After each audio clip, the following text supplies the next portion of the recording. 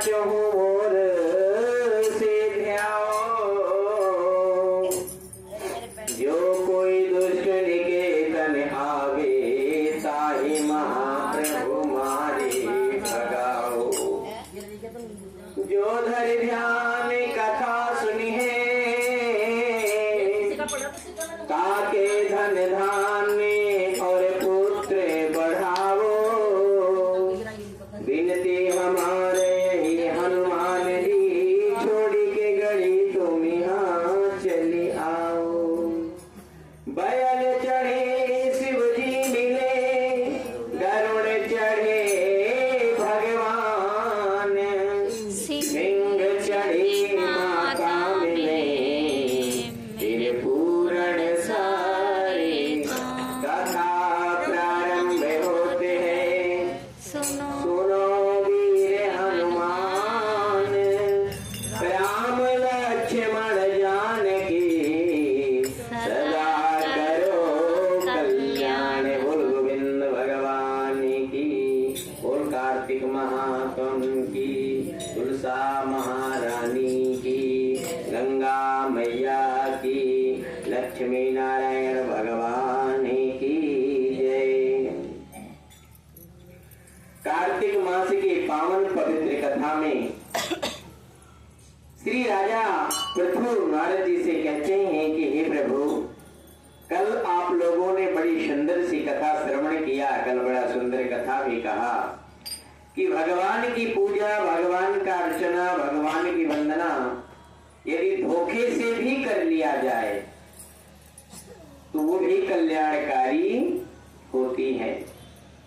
हे प्रभु, अब हमें इस कार्तिक मास में किसी उत्तम व्रत के बारे में बताओ। राजा पृथु ने नारद जी से पूछा कि हे मुनि श्रेष्ठ, कार्तिक मास में एकादशी तिथि सबसे उत्तम क्यों मानी जाती है? क्या कारण है इसका? तब नारद जी कहने लगे कि हे राजन, जो प्रश्न आपने मेरे से किया है वही प्रश्न एक बार श्री कृष्ण भगवान से सत्यभामा जी ने किया था। सत्यभामा जी ने, और जो श्री कृष्ण भगवान ने सत्यभामा जी को उत्तर दिया था वही मैं आपको बता रहा हूँ। बोल गोविंद भगवान की।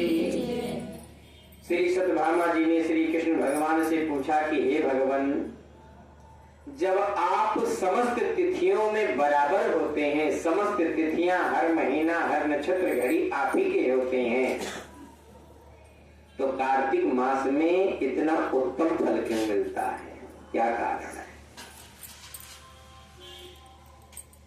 कार्तिक मास की एकादशी का इतना सुंदर फल क्यों प्राप्त होता है? इस प्रकार से जब प्रश्न पूछा तो श्री कृष्ण भगवान कहने लगे कि हे प्रिय, समुद्र का पुत्र शंख नाम का एक दैत्य जो बहुत बलवान था, इतना बलवान कि ये देवताओं से भी जब युद्ध करे तो देवता को भी पराजित कर दे, देवताओं को भी हरा दे। और युद्ध इतना किया, सारे देवताओं का सारा राजपाट छीन लिया। अब देवता लोग क्या करें? क्योंकि देवता जब तक नहीं उलझते हैं, जब तक पूरी तरीके से कोई समाधान ना निकले। जैसे मूर्ख लोग जो होते हैं, वास्तविक रूप से जो मूर्ख होते हैं, वो जरा जरा सी बात पे जरा जरा सा उलझ जाते हैं। लेकिन जिनकी सोच ऊंची होती है वो प्रयास करते हैं कि बिना उलझे कोई काम निकल जाए। देवताओं और राक्षसों में इतना ही अंतर है।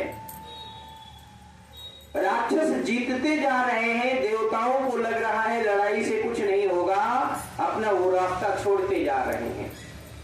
देवताओं ने सोचा कोई बात नहीं, चलो कंदराओं में छिप जाते हैं, गुफाओं में छिप जाते हैं। अगर ये इतना शक्तिशाली है, इतना बलवान है, तो लाभ नहीं है कोई। देवता लोग गए, अपने परिवार को लेकर के कंदराओं में छिप गए। अब इधर जब दैत्यराज को पता चलता है कि देवताओं का बल क्या है, किसी भी व्यक्ति की कमजोरी क्या, अगर कमजोरी किसी की पकड़ लो तो समझ लो कि आप उस पर विजय प्राप्त कर लोगे। राक्षस के गुप्तचरों ने कहा कि देवताओं का जो बल है, जो इनकी बुद्धि है, जहां से इनको विवेक मिलता है, वो इनके शास्त्र हैं, इनके वेद हैं, इनके पुराण हैं। ये इन्हीं वेद पुराणों शास्त्रों का अध्ययन करते हैं, पाठ करते हैं, इन्हीं से पूजा करते हैं, इसी से इनको बल प्राप्त होता है। शंकासुर ने सुना